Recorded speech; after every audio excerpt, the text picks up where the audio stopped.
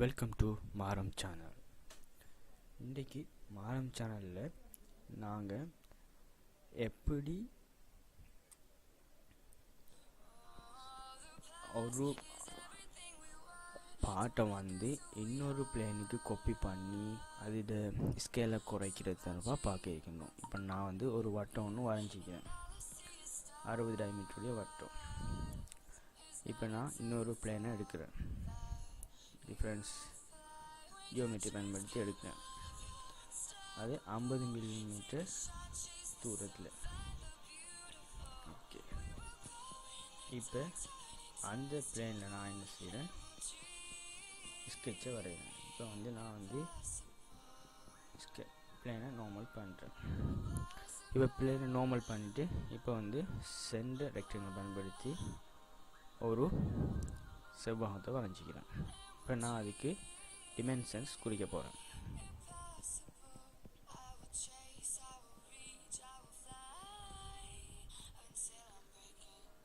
இப்போ நான் 80 மில்லிமீட்டர் நீளமும் அதே போன்று 50 மில்லிமீட்டர் ஆழமுடைய ஒரு செவ்வகத்தை வரைஞ்சிக்கிறேன். ஓகே, இப்போ நான் இன்னொரு பிளேனை எடுக்க போகிறேன். ஃபீச்சர்ஸில் கிளிக் பண்ணி டிஃப்ரென்ஸ் ஜியோமெட்ரியிலிருந்து பிளேனை கிளிக் பண்ணி எடுக்குவேன்.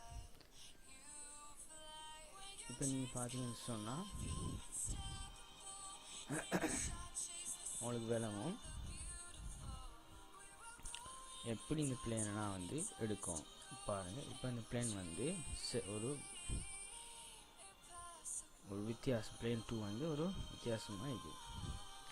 இப்போ இந்த பிளேன் 2 நம்ம இந்த பிளேன் 1க்கு பேரலலாக எடுக்கும். அப்படி சொன்னால் முதலாவது நம்ம என்ன செய்யணும், நார்மல் பண்ணணும். நார்மல் பண்ணிவிட்டு அது பிறகு என்ன செய்யணும்,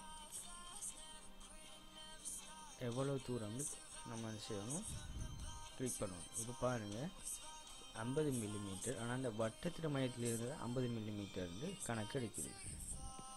நமக்கு தேவை செவ்வகத்திலேருந்து 50 மீட்டர் எடுக்கும். அப்போ அங்கே கிளிக் பண்ணும் பொழுது என்ன நடக்குதுன்னு சொன்னால் பிளேன் சரியாக வர மாட்டேங்குது. அதாவது பிளேன் 1க்கு செங்குத்தாக தான் பிளேன் 2 வருது. அப்போ நம்ம என்ன செய்யணும், நார்மல் பண்ணிவிட்டு நான் இப்போ என்ன செய்யணும்னு சொன்னால் இந்த நார்மல் பண்ணுறேன். நார்மல் டூவில் நார்மல் பண்ணி இந்த பாயிண்ட்டை நான் செலக்ட் பண்ணுறேன். அதுக்கு நான் முதல் ஏற்கனவே செலக்ட் பண்ண பாயிண்ட்டை கிளிக் பண்ணிவிட்டு புதுசாக வட்டத்தில் இருந்து நான் என்ன செய்கிறேன், 100 மில்லிமீட்டர் தூரத்தை நான் எடுக்கிறேன்.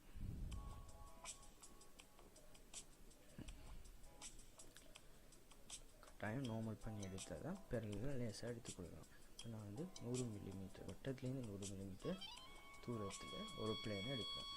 இப்போ பாருங்கள், செவ்வகத்திலிருந்து 50 மில்லிமீட்டர் இடைவெளியில் புதிய பிளேன் ஒன்று அடிச்சுக்கிறேன். ஓகே, இப்போ இந்த பிளேனுக்கு பிளேன் 3க்கு நான் பிளேன் 1ல் இருக்கிற அந்த ரெக்டாங்கிளை நான் காப்பி பண்ணி எடுக்க போகிறேன். அதுக்கு முதலாக என்ன செய்யணும், பிளேன் 3யை கிளிக் பண்ணி ஸ்கெட்ச் போய் எடிட் ஸ்கெட்ச் கொடுத்து நான் நார்மல் பண்ணுறேன். நார்மல் பண்ணவும் தேவையில்லை. நான் இப்போ கன்வெர்ட் குவான்டிட்டிஸை பயன்படுத்துகிறேன். கன்வெர்ட் குவான்டிட்டிஸை பயன்படுத்தி பக்கத்தில் இருக்கிற பார்ட் 2 கிளிக் பண்ணி ஸ்கெட்ச் 3 நான் என்ன செய்கிறேன், ஸ்கெட்ச் 3யை நான் செலக்ட் பண்ணேன். செலக்ட் பண்ண உடனே அது ஒட்டுவாக என்ன செய்து பிளேன் 3க்கு கன்வெர்ட் பண்ணிக்கிறேன். இப்போ நான் என்ன செய்யணும்னா என்டிட்டி ஸ்கேல், இந்த செவ்வகத்தோட ஸ்கேலை நான் குறைக்க போகிறேன். முதல்ல லைன்ஸ் மேலேயும் நான் செலக்ட் பண்ணிக்கிறேன். அதுக்கப்புறம் லெஃப்ட் கிளிக் பண்ணிவிட்டு ரைட் கிளிக் பண்ணிவிட்டு அதுக்கப்புறம் ஸ்கேல்ற பாயிண்ட் எங்கேன்னு பாயிண்ட் பண்ணி ஸ்கேலை குறைக்கணும்னா நான் மிட் பாயிண்ட்டை கிளிக் பண்ணிக்கிறேன். இப்போ முதல்ல இருந்ததை விட 1/4 பங்கு அளவு செவ்வகத்தை நான் வெட்டிக்கிறேன். ஓகே, இப்போ சிறிய செவ்வகம். இப்போ நான் என்ன செய்வேன், இந்த செவ்வகத்தை ரொட்டேட் பண்ண போகிறேன். அதுக்கு நான் பார்க்க entities to rotate. அதுலேயும் நான் வந்து இந்த லைன்ஸை செலக்ட் பண்ணிட்டேன். நான் இப்போ ஒரு சென்டரை வந்து நான் வந்து பாயிண்ட் பண்ணிக்கிறேன். இப்போ வந்து நான் எத்தனை பாகையில் ரொட்டேட் ஆகணும்னு கிளிக் பண்ணியிருக்கேன். நான் 60 பாகையில் ரொட்டேட் ஆகின்னு கொடுத்துக்கிறேன். இப்போ நான் அதில் புதிய மையப்புள்ளியை நான் வந்து கிளிக் பண்ணிட்டேன். இப்போ ஓகே கொடுக்குறேன். இப்போ ஓகே. இப்போ நான் என்ன செய்கிறேன்னு சொன்னால் லெஃப்ட் கமாண்டை பயன்படுத்தி ஒரு சின்ன ஒரு டிசைன் ஒன்று செய்கிறேன். இந்த பதிவு நான் ஏன் போட்டேன்னு சொன்னால், ஏற்கனவே நான் செஞ்ச அந்த பெவல் கியர் இதில் இந்த சின்ன பகுதி வந்து இடம்பெறலைன்னு நிறைய பேர் சொல்லியிருந்தீங்க. ஆகவே நான் வந்து இந்த பகுதியை அந்த பகுதியிலுடைய விளக்கமாக இதை நான் போட்டிருக்கிறேன். நீங்கள் தயவு செஞ்சு இந்த வீடியோவை ஸ்கிப் செய்யாமல் பாருங்கள். பார்த்தீங்கன்னு சொன்னால் பெவல் கியரை வந்து லேசாக செய்யலாம். இப்போ நான் பாருங்கள், இப்போ வந்து செவ்வகம் வந்து 3வது கிளிக் பண்ணபடிக்கு நான் இப்போ செவ்வகத்தை மேலே கொண்டு போகணும். அதுக்கு பக்கத்தில் மேலே உள்ள அரவை நான் கிளிக் பண்ணுறேன். இப்போ செவ்வகம் மேலே போயிட்டு இப்போ ஒரு டிசைன் ஒன்று கிடைச்சி. இப்போ நான் அந்த கண் அடையாளத்துக்கு போய் பிளான்ஸையும் ஸ்கெட்சையும் நான் வந்து விசிபிள் பண்ணாமல் ஆக்கிட்டு இப்போ நான் வந்து சின்ன அப்பியரன்ஸ் கொடுக்குறேன். இந்த அப்பியரன்ஸ் வந்து டிஃப்ரெண்ட்டாக இருக்கும். அதாவது ஒன்றா நீங்கள் பின்னுக்கு வந்து ஒரு பேக்ரவுண்டில் தான் பார்த்துப்பீங்க. இப்போ நான் வந்து ஒரு வித்தியாசமான பெட்ரூம் வந்து பின்னுக்கு போட்டு காட்ட போகிறேன்.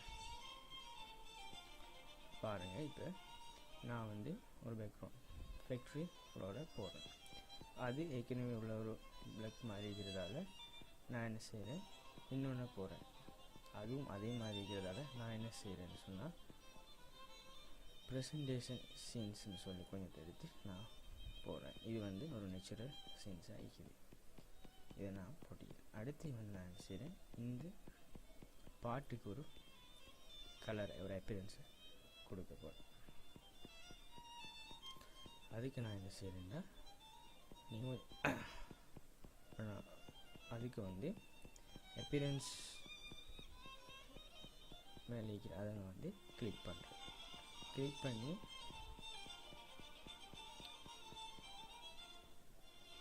ஸ்டோன் என்ற கேட்டகரியில் ஒரு ஸ்டோன்ஸ் கலர் ஒரு அப்பியரன்ஸ் நான் வந்து போட்டிக்கிறேன்.